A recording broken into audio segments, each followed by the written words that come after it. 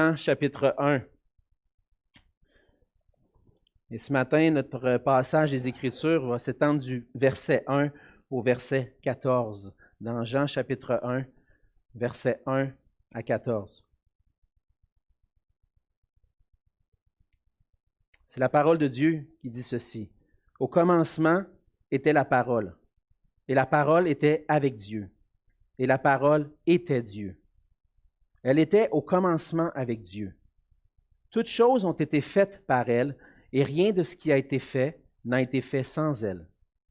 En elle était la vie, et la vie était la lumière des hommes. La lumière luit dans les ténèbres, et les ténèbres ne l'ont point reçue. Il y eut un homme envoyé de Dieu, son nom était Jean. Il vint pour servir de témoin, pour rendre témoignage à la lumière, afin que tous croient par lui. Il n'était pas la lumière, mais il parut pour rendre témoignage à la lumière.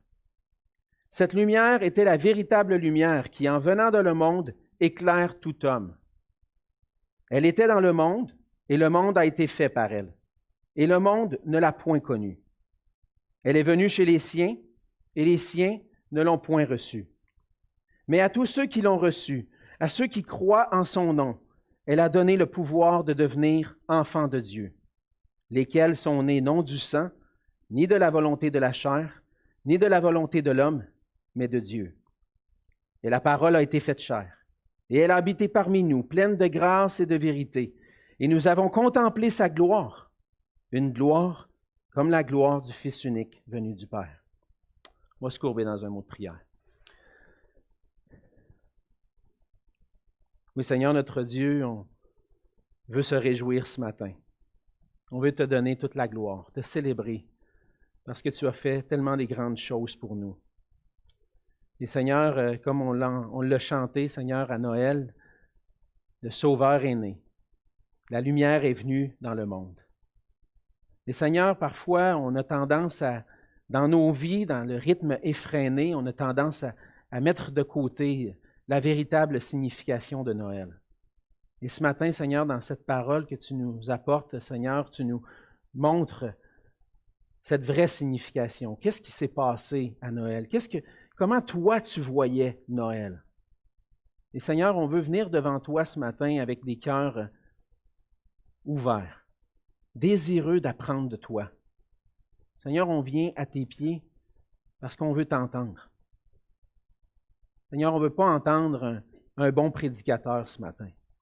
On ne veut pas entendre juste des chants qui sont prononcés du bout des lèvres, mais on veut entendre ton cœur. Parle à nos cœurs ce matin, à travers cette parole. Mets ta main sur ma bouche pour que je puisse communiquer clairement ce que toi tu veux dire à ton peuple. Puis sois avec ton peuple aussi, afin qu'il puisse avoir un esprit ouvert, un cœur ouvert pour recevoir tes paroles, afin que ces paroles puissent nous transformer, nous donner cette joie que toi seul peux nous donner. Et c'est dans le nom de Jésus que je te prie. Amen. Amen. L'être humain est doté d'une curiosité qui va l'amener à chercher, à découvrir des nouvelles choses. On peut penser aux enfants qui, de ce temps-ci, voient les cadeaux au pied de l'arbre, au pied du sapin de Noël, puis ils sont curieux, hein? Puis moi, je me souviens, quand j'étais jeune, des fois, j'allais voir quand mes parents ne regardaient pas. Brasser le cadeau pour voir. Est-ce que je ne pourrais pas deviner qu'est-ce qu'il y a dedans? Et puis, les enfants sont curieux, hein? Puis ils ont juste hâte. Est-ce que ça va être le 24 au soir ou le 25 au matin? On ne sait pas, ça dépend des familles, mais ils ont hâte au moment où ils vont pouvoir découvrir et voir finalement qu'est-ce que les parents ont donné. Les ados, eux autres aussi, ils aiment les cadeaux. Et puis, mais souvent, ils sont un peu plus ouverts de ce qui se passe dans le monde.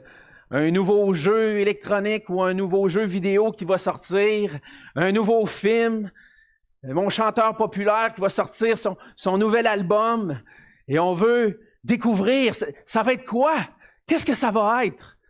Ce que mon chanteur a écrit comme parole, qu'est-ce que fait comme musique? Les adultes aussi sont curieux d'apprendre. Il y a même une émission à la télé qui s'appelle Découverte. Hein? Pas toujours la vérité, mais des choses quand même. Que les gens veulent découvrir, les gens sont curieux, veulent comprendre le monde autour d'eux. On aime les découvertes technologiques, les découvertes dans l'astronomie ou dans le monde médical. On est curieux, on veut découvrir des nouvelles choses. Mais malgré le fait que l'être humain aime ce qui est nouveau, il y en a qui aiment ce qui est ancien. Il y en a qui aiment redécouvrir des choses anciennes. Les historiens, ils aiment ça aller fouiller dans les livres anciens. Puis pour avoir étudié en théologie, je peux vous dire, j'ai une passion pour aller découvrir ce que d'autres hommes de Dieu ont écrit dans le passé. Comment ils ont compris ça, eux, Noël? Comment ils ont compris l'élection? Hein? Comment ils ont compris la théologie entourant Jésus et tout ça? Et puis, il y en a qui aiment retourner dans le passé et redécouvrir des choses. Mais la foi des chrétiennes est ancrée dans des événements du passé, est ancrée dans un événement important, le fait que Jésus-Christ est venu sur la terre. Et ça, c'est un événement qui s'est réellement passé. Mais qu'est-ce que la signification de cet événement-là? Cette semaine, on va célébrer Noël dans nos petites familles. Là, il y a peut-être des gens seuls qui vont pouvoir aller rentrer dans une autre bulle puis aller voir des gens de la famille. Puis, lorsqu'on approche Noël, on se rend compte qu'on célèbre beaucoup de choses maintenant à Noël. Les choses ont changé et on célèbre toutes sortes de choses. Dans notre culture, Noël, c'est une fête importante. Tout arrête. Hein? Même il y en a qui ont des vacances 2 semaines et puis ils vont pouvoir prendre du temps à Noël. Mais malheureusement, dans notre culture, la vraie signification de Noël a été remplacée par la fameuse magie de Noël, par les contes, les inventions modernes. Et on peut, à travers ça, perdre le vrai sens de Noël. Dans son introduction à son évangile, l'apôtre Jean nous dit c'est quoi la vraie signification de Noël. Il explique pourquoi Jésus-Christ est venu sur la terre. Contrairement à Matthieu et Luc, Jean ne va pas s'attarder sur les événements de l'apparition d'un ange à Marie ou à Joseph. Il ne va pas s'attarder sur le fait que Marie a accouché dans une étable ou a déposé Jésus dans une crèche. Il ne va pas s'attarder sur ça. Probablement qu'il a écrit son évangile un peu plus tard, puis il a vu, il y en a d'autres qui l'ont raconté. Moi, je vais mettre l'accent sur la façon dont Dieu voit Noël. Je vais mettre l'accent sur la signification de ce qui s'est passé à Noël. Oui, ce qui s'est passé, les événements, les détails sont intéressants parce que ça nous apprend toutes sortes de choses. Ça nous apprend que les anges ont chanté, que les bergers sont allés adorer, les mages sont allés adorer. Mais Jean veut s'attarder davantage à qu'est-ce que signifie Noël. Et dans ce passage, on voit que Jean veut aller droit au but. Il veut nous dire et nous aider à redécouvrir qu'est-ce que c'est Noël. Puis le fait qu'à Noël, Jésus-Christ est venu dans le monde pour apporter la lumière et la vie à tous ceux qui croient en lui. Ce passage nous parle de 3 vérités à propos de Jésus-Christ. 3 vérités importantes qu'on a besoin de redécouvrir, qu'on a besoin de s'approprier puis de partager autour de nous. Redécouvrir Noël, c'est redécouvrir une personne, la personne de Jésus-Christ. Qui est Jésus-Christ? Jésus-Christ, c'est la parole incarnée. C'est la première chose qu'on voit. Dans les versets 1 à 3 et surtout au verset 14, Jean va faire un résumé de tout ce qu'il a dit un peu avant, puis il va dire « La parole a été faite chair, elle a habité parmi nous, pleine de grâce et de vérité, et nous avons contemplé sa gloire, une gloire comme la gloire du Fils unique venu du Père. » Jésus est la parole qui s'est faite chair, qui s'est incarnée. Et quelle est cette parole? C'est qui? Qu'est-ce que c'est exactement la parole? Qu'est-ce que ça veut dire ça, la parole? Dans le texte grec, Jean va employer un mot très populaire à l'époque, c'est le logos. Tout ce qu'on appelle aujourd'hui dans notre société en sciences va utiliser le mot logos, mais translittéré en français.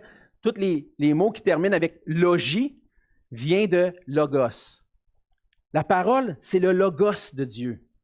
C'est un terme qui peut contenir plusieurs significations, parce que pour les Grecs, le logos, c'était quelque chose de précieux, quelque chose qui était au-dessus de toute chose. C'était le principe rationnel par lequel toute chose existe.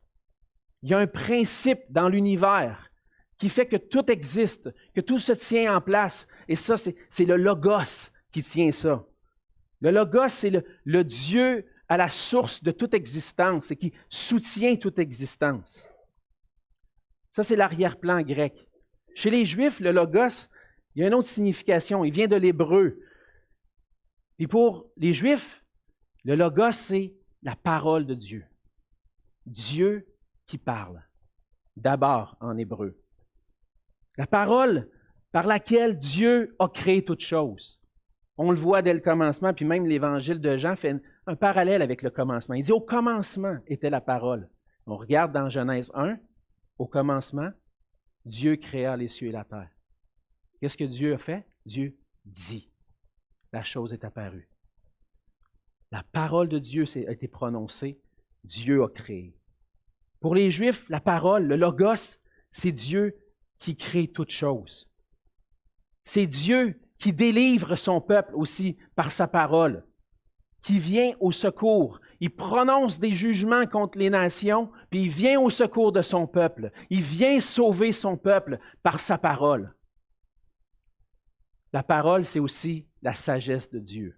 On le voit dans le Proverbe 8, la sagesse de Dieu qui est prononcée. Alors Jean nous rappelle que le logos, c'est une parole. C'est la parole de Dieu. Mais ce n'est pas seulement juste une parole, c'est aussi une personne. La parole, c'est une personne. Elle était là au commencement avec Dieu.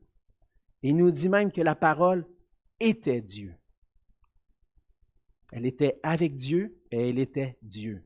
Je pense que Jean nous pointe vers un Dieu qui a plusieurs personnes, 3 personnes en Dieu, qui nous parle de Dieu le Père qui était là, la parole, le Fils qui était avec Dieu, et le Fils qui est Dieu. Il est Dieu lui-même. Et Jean nous rappelle que la parole qui est venue, qui existait avant le commencement, c'est la parole qui nous révèle qui est Dieu. La parole, c'est la révélation de Dieu lui-même à sa création. La parole, c'est Dieu lui-même. Elle est distincte du Père. Le Fils est distinct du Père, mais il ne peut pas être séparé du Père. La parole, c'est Dieu qui vient et qui parle. C'est la parole éternelle de Dieu qui vient pour se révéler. Dieu veut parler. Et Dieu envoie le Fils, la parole, parce qu'il veut dire quelque chose. Dieu veut parler. Dieu veut te parler. À toi aujourd'hui, qui est ici, qui écoute peut-être sur Internet, sur YouTube. Dieu veut parler et il a envoyé sa parole pour nous parler. Dieu veut se révéler. Il veut se faire connaître à nous. La parole, c'est Dieu qui se révèle. C'est la parole qui a tout créé aussi. Dieu a créé toutes choses par sa parole, comme je l'ai mentionné. Le psaume 33, au verset 6, dit que les cieux ont été faits par la parole de l'Éternel et toute leur armée par le souffle de sa bouche. Dans la création, Dieu a parlé, Dieu a soufflé et les choses sont apparues. Dans Colossiens, Paul va nous dire que le Fils était à l'œuvre dès le commencement pour tout créer. Il dit, le Fils est l'image du Dieu invisible, le premier-né de toute la création. Car en lui ont été créées toutes choses qui sont dans les cieux, sur la terre, les visibles et les invisibles, trône, dignité, domination, autorité. Tout a été créé par lui et pour lui. Il est avant toute chose et toute chose subsiste en lui. La création existe par la parole de Dieu. par le Fils de Dieu, le Fils qui était participant dans la création. La création existe pour lui, pour sa gloire. Et la création subsiste par la parole de Dieu, par le Fils qui soutient toutes choses. Si tu es en vie aujourd'hui, si tu es ici aujourd'hui capable d'entendre ce message, c'est parce que Dieu te soutient et soutient ta vie par sa parole. Dieu veut nous donner sa parole. Dieu nous a créés, toi et moi, il nous soutient, il soutient notre vie. Et son désir, c'est d'entrer en relation avec nous. Celui qui existe depuis toute éternité, par qui tout a été créé, par qui toute chose existe, veut entrer en relation avec nous. Et c'est pourquoi la parole s'est faite chair. La parole est venue habiter parmi nous pour apporter, selon le verset 14, grâce et vérité et manifester la gloire de Dieu. Tu veux connaître la signification de Noël? Redécouvrir Noël? C'est le Fils de Dieu qui vient manifester grâce et vérité. Il vient manifester la gloire de Dieu. Et c'est ce qu'on veut célébrer à Noël. Célébrer la parole qui s'est incarnée, la parole qui vient vers nous, qui vient pour nous délivrer, la parole qui nous apporte la grâce de Dieu, l'amour de Dieu, qui veut parler à nos cœurs, qui veut nous bénir à travers le salut qui est apporté, parce qu'à travers sa parole, Dieu apporte la délivrance, il apporte l'amour, il apporte tout ce qui peut nous combler, il apporte la connaissance de Dieu. Le Logos, ce qui est le plus élevé, Dieu lui-même, nous parle pour qu'on puisse le connaître. Et à Noël, on célèbre la parole qui manifeste la gloire de Dieu. Un bébé dans une crèche, une jeune vierge qui accouche, le dépose dans une crèche, c'est plus que ça, Noël. Noël, c'est le Fils de Dieu incarné qui vient vers nous pour nous révéler l'amour et la grâce de Dieu, qui vient nous dire la vérité sur qui nous sommes. Et c'est là que Jésus est non seulement la parole qui s'est incarnée, mais la parole qui éclaire. À travers sa naissance, à travers sa venue sur la terre, Jésus nous apporte sa lumière. Il vient nous faire connaître des choses, puis peut-être des choses qu'on ne veut pas nécessairement savoir. En tant qu'être humain, naturellement, ne veut pas de Dieu. En apportant la vérité, la gloire de Dieu, Dieu apporte la vie. C'est ce qu'on voit entre autres au verset 4. Il dit, « En elle était la vie, dans la parole, dans le Fils de Dieu. En elle était la vie, et la vie était la lumière des hommes. La lumière, lui, dans les ténèbres. » Et qu'est-ce qui arrive? Les ténèbres ne l'ont point reçu. La véritable lumière apporte la connaissance de Dieu, la connaissance de la pureté, de la sainteté et la présence de Dieu. Et dans un monde pluraliste, les multiples philosophies qui nous fait croire qu'on trouve la lumière à travers ces religions-là dans le monde ou à travers ces philosophies-là, en réalité, c'est juste des conceptions humaines de ce qu'est la divinité. Le seul vrai Dieu, c'est le Dieu qui vient et qui s'incarne, qui vient nous parler.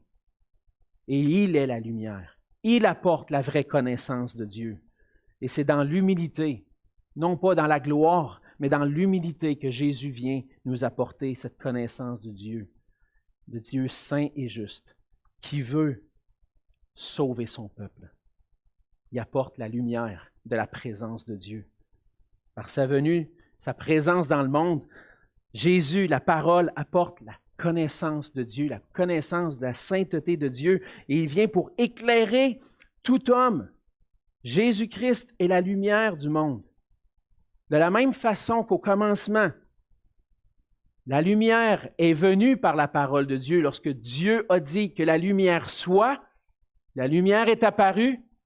Jésus vient dans le monde et dit que la lumière soit et que le monde puisse voir la gloire de Dieu. Il vient illuminer nos ténèbres. Jésus dit, je suis la lumière du monde dans Jean 8, 12. Et la lumière, lui, dans les ténèbres. Quelles sont les ténèbres? J'en ai parlé un petit peu la semaine dernière.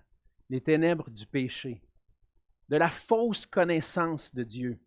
On pense connaître Dieu, on pense avoir l'intelligence, la lumière de connaître Dieu, mais on ne connaît pas Dieu.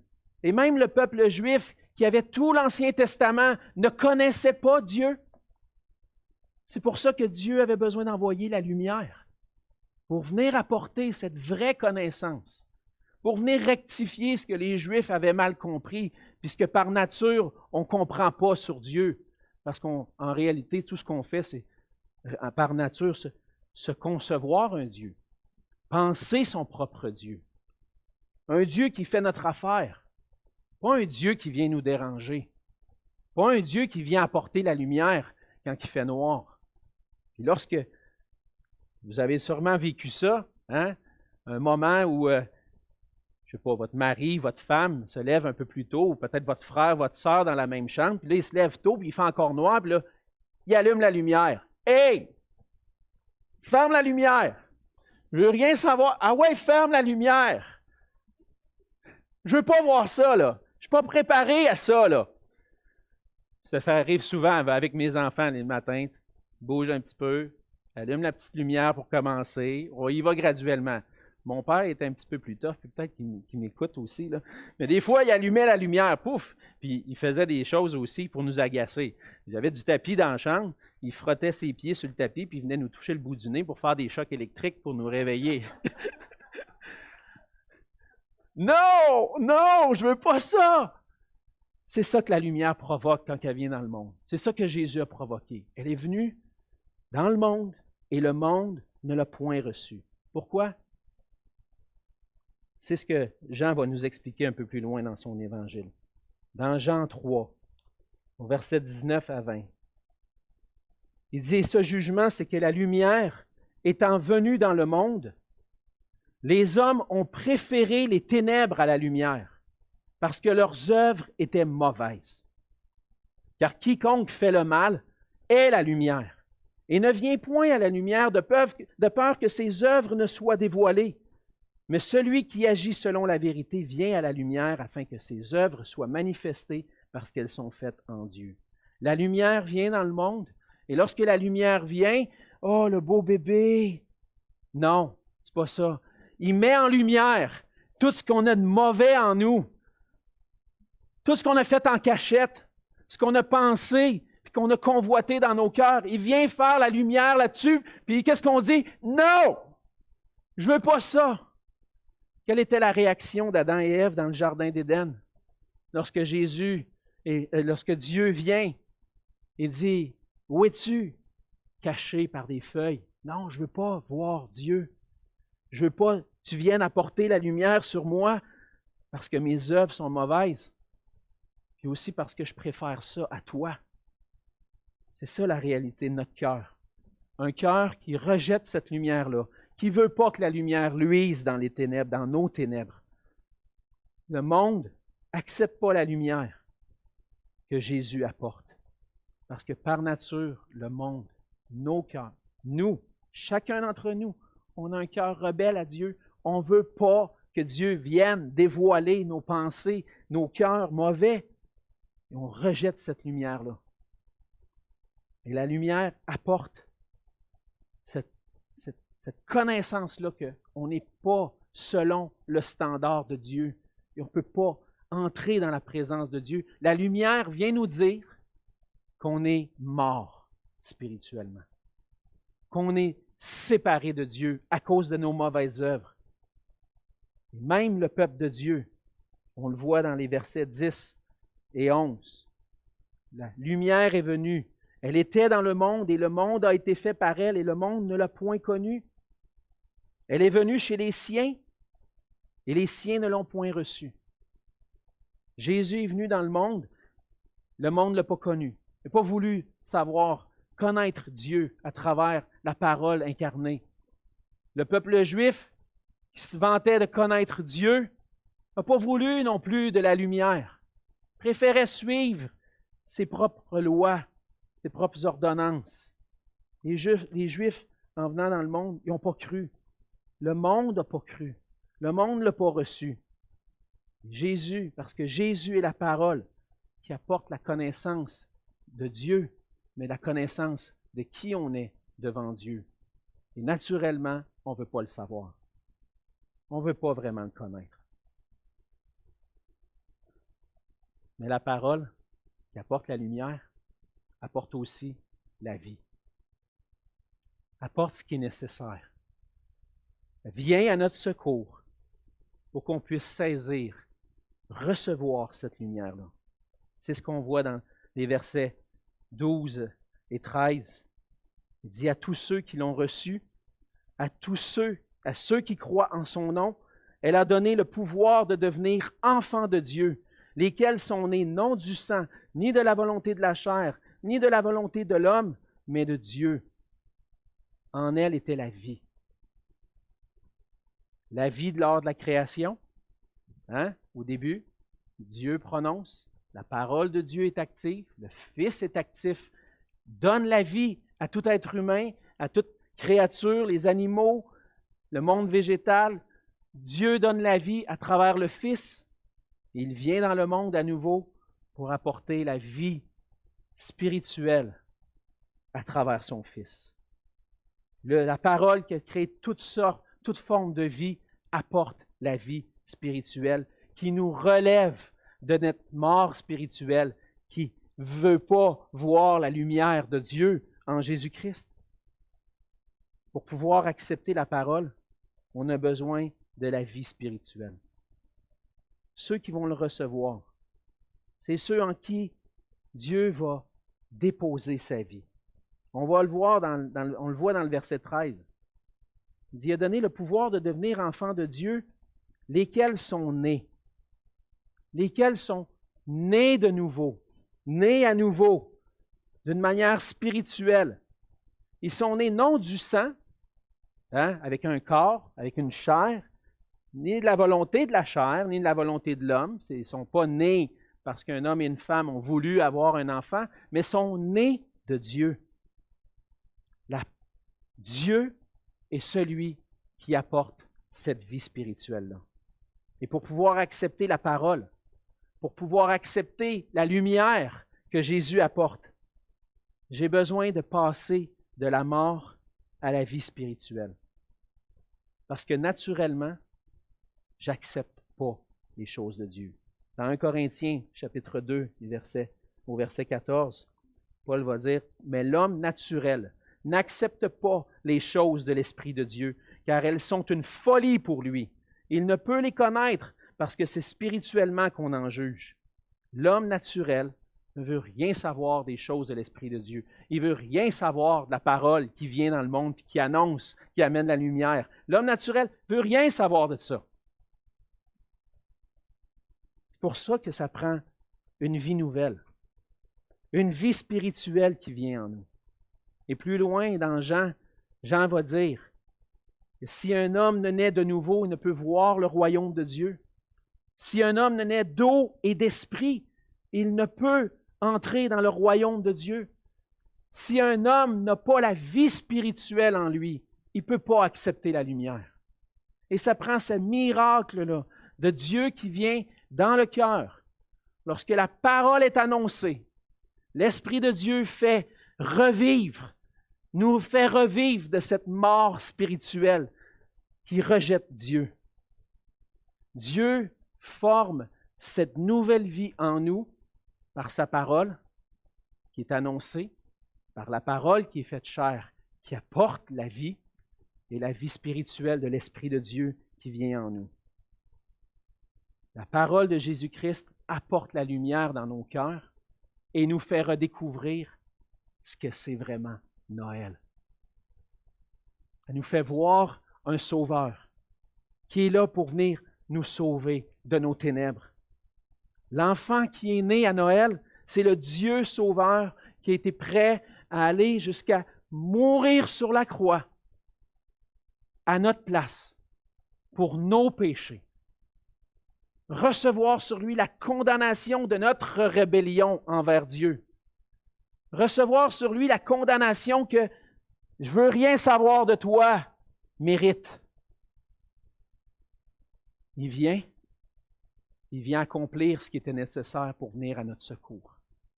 Mort à la croix, puni à notre place pour nos péchés. Il s'est offert en sacrifice pour nos péchés. Et Noël, on le découvre pas juste dans une crèche, on le découvre à la croix. On découvre son vrai sens. Et pourquoi pourquoi le petit Jésus est venu? Le petit Jésus n'est pas resté un petit Jésus longtemps. Il a grandi, puis il s'en allait à un endroit, à la croix du Calvaire, pour souffrir pour nos péchés, pour mes péchés. J'étais rebelle. Un enfant rebelle qui ne veut rien savoir de Dieu. J'ai accepté l'Évangile, j'avais 5 ans. Mais quand je discute avec mon père, qui me raconte, puis qui a raconté les histoires de la Bible puis de Jésus très tôt dans mon enfance, ma mère aussi, il disait quand tu étais petit, là, je commençais à te parler. Tu ne voulais pas en entendre parler. Tu avais peur. Tu voulais te cacher. Il est 5h30 le soir. Je vais aller me coucher. Avez-vous déjà entendu un enfant dire ça? Je vais aller me coucher à 5h30 le soir.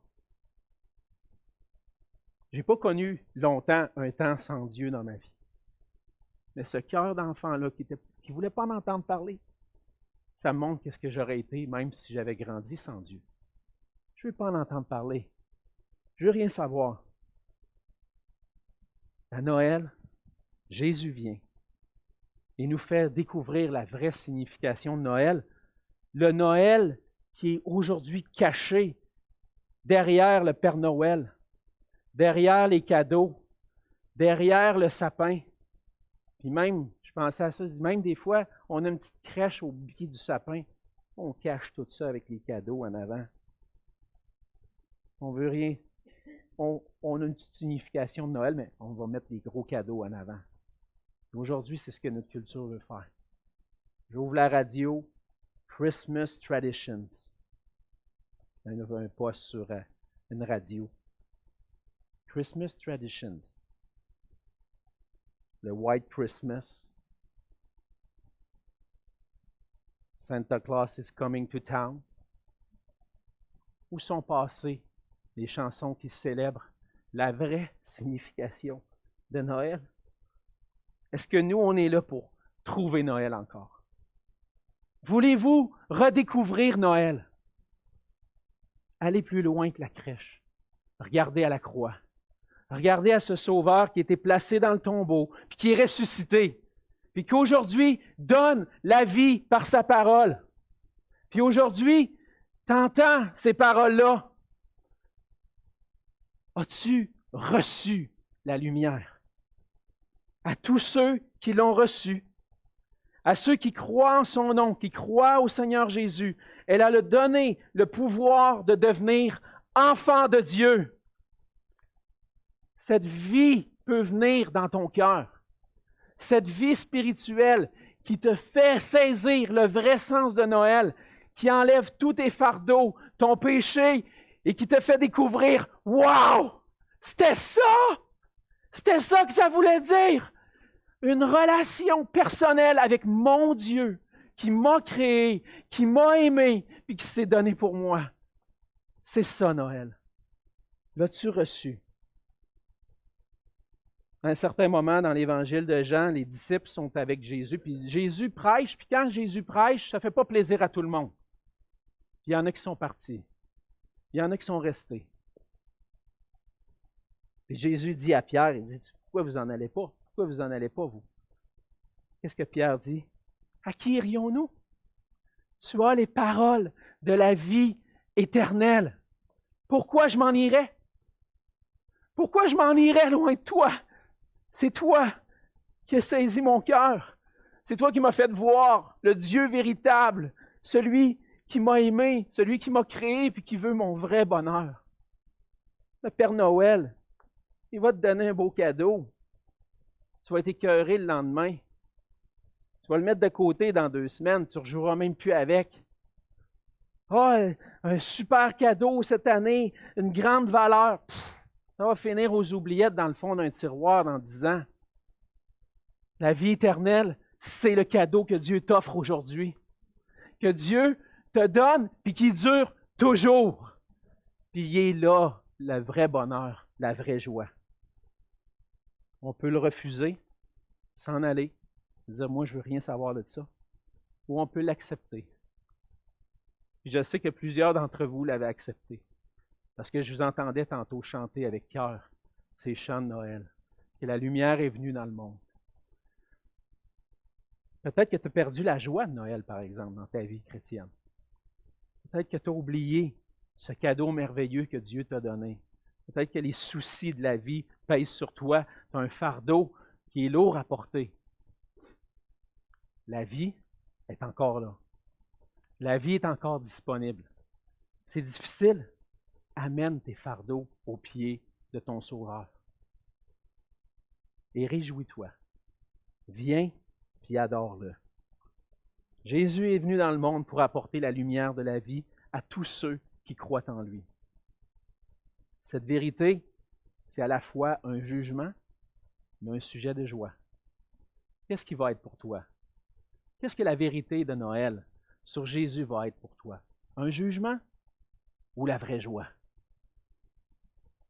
On peut se réjouir si on l'a reçu par la foi, qu'on a placé notre confiance en lui, on peut se réjouir à Noël. Et même si le monde veut cacher le vrai Noël avec des illusions, on peut encore le redécouvrir. Parce que la parole de Dieu a encore son effet. Elle fait son effet dans nos cœurs. Et si tu es à un point où tu te dis, je ne sais pas qu'est-ce que je vais faire, dis au Seigneur, dis-le au Seigneur. Seigneur, fais ton œuvre dans ma vie. Montre-moi ta vérité.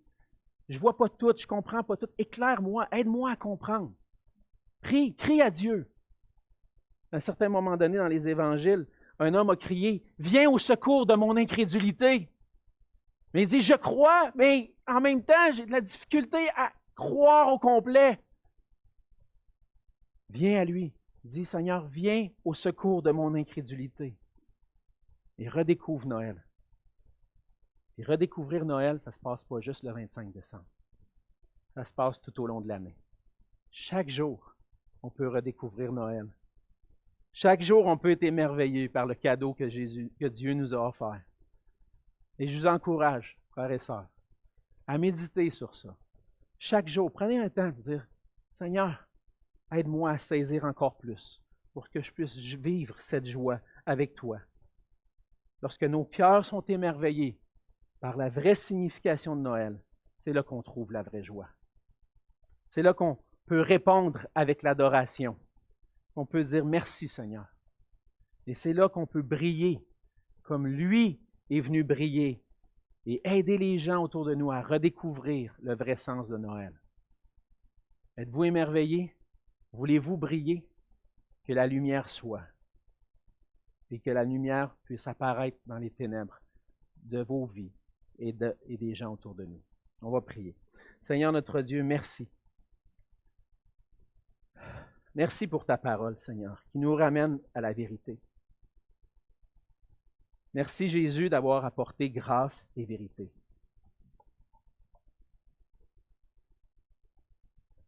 Merci de m'avoir dit la vérité sur mon état.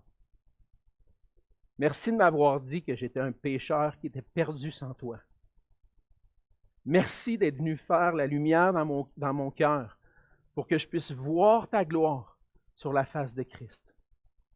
Merci, Seigneur, de ton cadeau merveilleux, de ce cadeau qui nous donne la vie éternelle et la joie d'appartenir, d'être enfant de Dieu. Seigneur, on veut se réjouir, on veut goûter à ce cadeau. Remplis nos cœurs de ta joie, remplis nos cœurs d'adoration cette semaine, et qu'on n'oublie jamais que c'est toi le plus beau des cadeaux. C'est dans le nom de Jésus que je te prie. Amen.